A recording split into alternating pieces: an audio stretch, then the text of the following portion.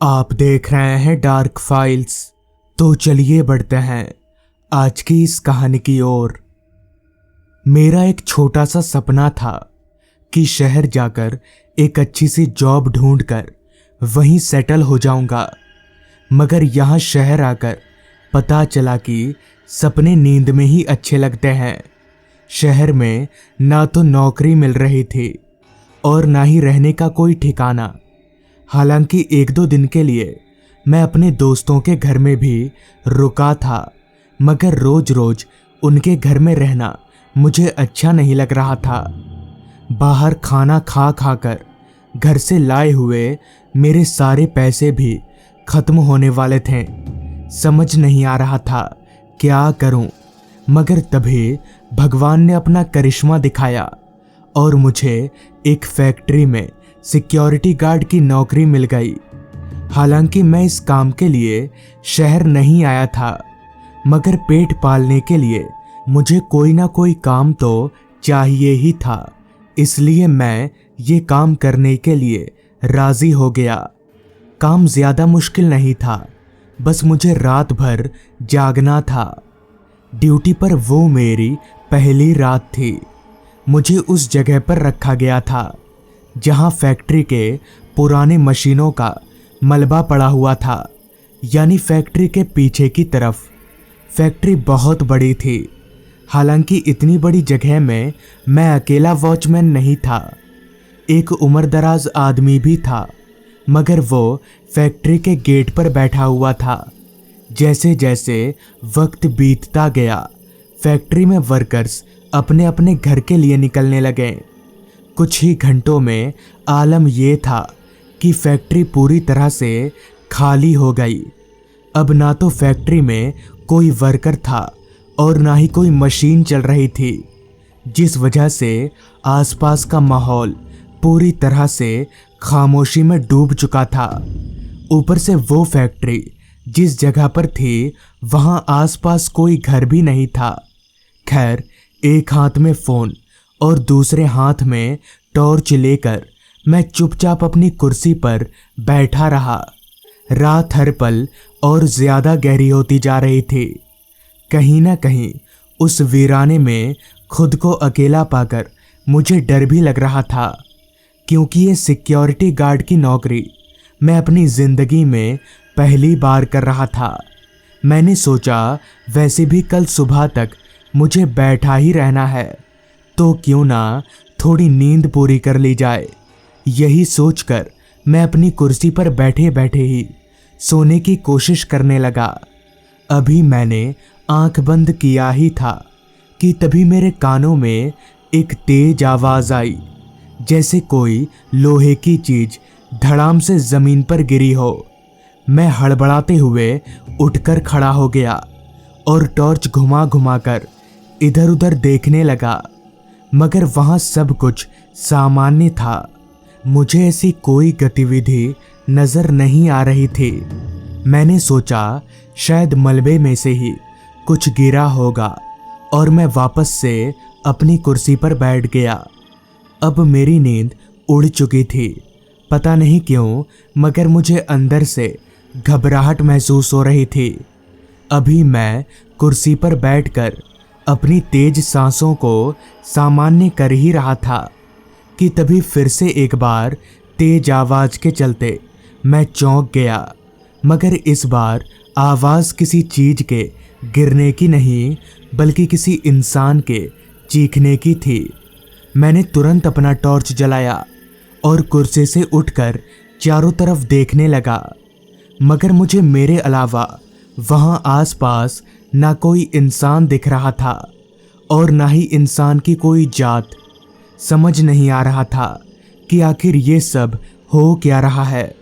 मैं खुद को बहुत उलझा हुआ महसूस कर रहा था। लिहाजा मैं भागकर सीधे दूसरे वॉचमैन के पास, यानी फैक्ट्री के मेन गेट के पास गया, तो पाया कि दूसरा वॉचमैन अपनी कुर्सी पर बैठकर झपकियां ले रहा है। मैंने पास जाकर उस वॉचमैन को जगाया और सारी बात बता दी। सारी बात सुनकर उस वॉचमैन ने कहा, नहीं नहीं, ऐसा नहीं हो सकता। ये तुम्हारा वहम होगा। इन सब चीज़ों पर ज़्यादा ध्यान मत दो, जाओ अपनी जगह पर। दूसरे वॉचमैन के मुंह से ये सुनकर जहां मुझे हिम्मत मिलनी चाहिए, वहीं मुझे ऐसा लग रहा था जैसे वो मुझसे कुछ छिपाने की कोशिश कर रहा हो, जिससे मेरा डर और भी बढ़ गया। खैर, डरते डरते मैं वापस चलते हुए अपनी पोजीशन पर जाने लगा, क्योंकि ये करने के अलावा मेरे पास दूसरा कोई चारा नहीं था। अब जो भी होगा देखा जाएगा। मैं वापस अपनी कुर्सी पर जाकर बैठ गया और फ़ोन निकालकर चलाने लगा, क्योंकि यही एक ऐसी चीज़ थी जिससे मेरा डर कम हो सकता था। अभी मैं फ़ोन चलाकर टाइम पास कर ही रहा था कि तभी फिर से मुझे किसी आदमी के चीखने की आवाज़ आने लगी, मगर इस बार आवाज़ सुनकर मैं डरा नहीं, बल्कि मैंने सोचा क्यों ना देखा जाए कि ये आवाज़ असल में आ कहाँ से रही है। लिहाजा मैं अपनी कुर्सी से उठा और टॉर्च जलाकर उस आवाज़ की तरफ आगे बढ़ने लगा।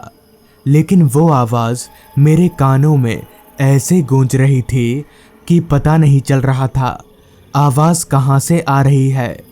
लेकिन फिर भी मैं ध्यान से उस आवाज़ के ज़रिए को ढूंढता रहा। ढूंढते ढूंढते मैं अब उस जगह पर आ गया था जहाँ बड़ी मशीनों का मलबा पड़ा हुआ था। तभी मेरी नज़र एक आदमी पर गई, जो कि एक बड़े से लोहे के मलबे के नीचे दबा हुआ था, और वही आदमी ज़ोर ज़ोर से चीख रहा था। मैं दौड़कर उस आदमी के पास गया और उस बड़े से लोहे को हटाने की कोशिश करने लगा, मगर वो लोहा इतना भारी और वज़नदार था कि मुझ अकेले के लिए उसे उठाना तो दूर, हिलाना भी मुमकिन नहीं था। लिहाजा मैंने उस आदमी से कहा, तुम रुको, मैं कुछ करता हूँ। इतना कहकर मैं दौड़ते हुए दूसरे वॉचमैन के पास गया और उसे सारी बात बताई, मगर पता नहीं क्यों दूसरा वॉचमैन मेरी बात पर विश्वास करने को तैयार नहीं था। लेकिन उससे बहुत विनती करने के बाद वो मान गया और मेरे साथ चलने लगा। चलते चलते जब मैं उस बड़े से मलबे के पास पहुंचा, तो मेरी हैरानगी की कोई सीमा ना रही, क्योंकि अब उस मलबे के नीचे कोई नहीं था। मुझे मेरी आंखों पर यकीन नहीं हो रहा था। तभी दूसरे वॉचमैन ने कहा, देखो तुम्हारी तबीयत ठीक नहीं है लगता है, एक काम करो, तुम सो जाओ, खामोखा मुझे भी परेशान कर दिया। इतना कहकर वो दूसरा वॉचमैन वहाँ से चला गया। मुझे भी अब लगने लगा था कि शायद मेरी तबीयत ही खराब है, मगर कहीं ना कहीं उस आदमी का चेहरा मेरे जहन में घूम रहा था। खैर, मैं फिर से अपनी कुर्सी पर जाकर बैठ गया। अब मेरा सिर दुखने लगा था। मैंने मन ही मन ये सोच लिया था कि अगर कल भी ऐसा हुआ तो मैं ये नौकरी छोड़ दूंगा। अभी मैं ये सब सोच ही रहा था कि तभी फिर से मुझे किसी आदमी के बचाओ बचाओ की आवाज़ आने लगी। अब मैं तंग आ चुका था, इसलिए कुछ देर तक तो मैंने उस आवाज़ को नज़रअंदाज किया, मगर मैं ज़्यादा देर तक ऐसा कर नहीं पाया और फिर से चलते हुए उसी तरफ जाने लगा जहां मैंने मलबे के नीचे आदमी देखा था। उस जगह पर पहुंचकर मैंने देखा कि वो आदमी सच में उसी मलबे के नीचे दबा है, मगर अब उसका चेहरा इतना खौफनाक हो गया था कि उसे शब्दों में बयां कर पाना नामुमकिन है। तभी वो आदमी एक डरावनी सी मुस्कुराहट लिए मेरी ओर पलटा और अपने शरीर को झटका देने लगा, जैसे वो उस मलबे के नीचे से निकलने की कोशिश कर रहा हो। और अपनी इस कोशिश में वो कामयाब भी हो गया। वो मलबे के नीचे से निकला तो सही, मगर उस आदमी का आधा शरीर ही नहीं था, उसके दोनों पैर गायब थे। वो आदमी जमीन पर रेंगते हुए मेरी ओर बढ़े आ रहा था। मैं समझ गया कि ये कोई इंसान नहीं है, बल्कि ये कुछ और ही है, और अगर मैं यहाँ रुका तो मैं बच नहीं पाऊंगा। इसलिए मैंने वहां से दौड़ लगा दी और भागते हुए दूसरे वॉचमैन के पास पहुंचा। पूरी रात मैंने उस वॉचमैन के पास में ही कटा दी। बाद में मुझे पता चला कि आज से कुछ महीनों पहले बड़े बड़े मशीनों का मलबा फेंकते समय उस आदमी के लापरवाही के चलते वो एक बड़े से मलबे के नीचे दब गया, जिससे उसके दोनों पैर कटकर अलग हो गए और दर्द के मारे उसकी वहीं पर मौत हो गई। तभी से उसकी आत्मा वहां भटकती रहती है। उसकी आत्मा को बहुत से लोगों ने देखा है। ये सब सुनकर मैंने उसी वक्त वो नौकरी छोड़ दी। तो दोस्तों, ये थी आज की कहानी। अगर आपको ये कहानी पसंद आई हो तो चैनल को ज़रूर सब्सक्राइब कर लें।